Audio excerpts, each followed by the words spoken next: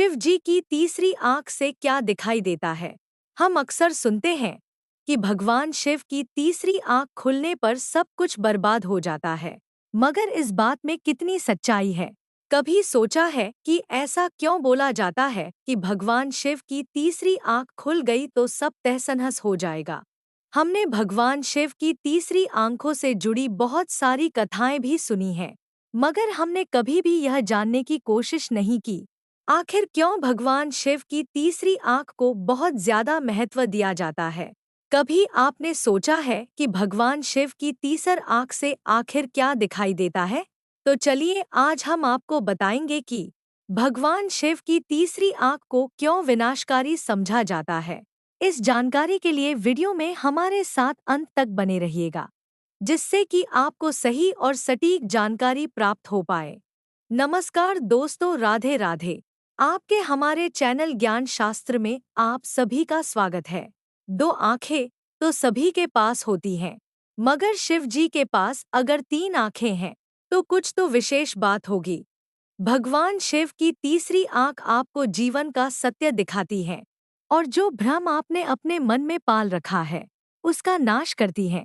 तो दोस्तों चलिए हम तीसरे नेत्र का अर्थ और महत्व जानते हैं, साथ ही इससे जुड़ी ऐसी कथाएं जानते हैं जो आपने पहले कभी नहीं सुनी होंगी। क्या है भगवान शिव के तीसरे नेत्र का अर्थ? भगवान शिव की तीसरी आंख सत्य और ऊर्जा का संगम है। यह उस भ्रम को भस्म करता है जो हम मनुष्यों ने अपने अपने मन में पाल रखा है।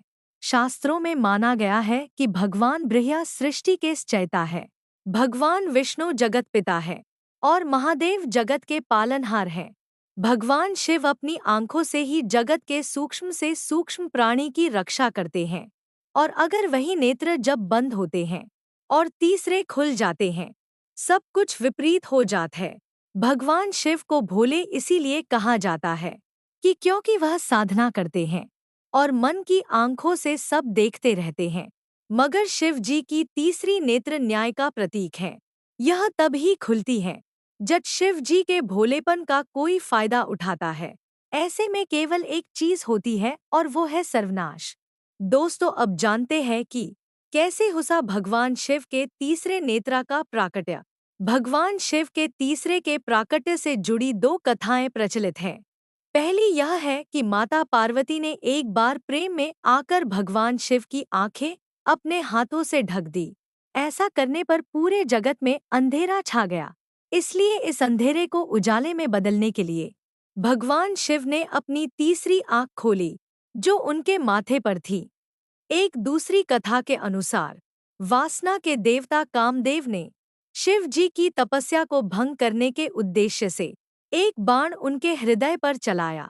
ऐसे में क्रोधित होकर भगवान शिव जी के माथे से ज्वाला निकलने लगी और यही ज्वाला बाद में शिव जी का तीसरा नेत्र कहलाई। मगर कुछ शास्त्रों में इस बात का जिक्र किया गया है कि ध्यान और योग से भगवान शिव को तीसरी आंख मिली। ध्यान के वक्त शिव जी मन की आंखों से संसार का पालन करते हैं, और जब खुद अनिष्ट होता है और उनका ध्यान भंग करता है तब वह अपनी तीसरी आंख खोलकर उसे भंग कर देते हैं।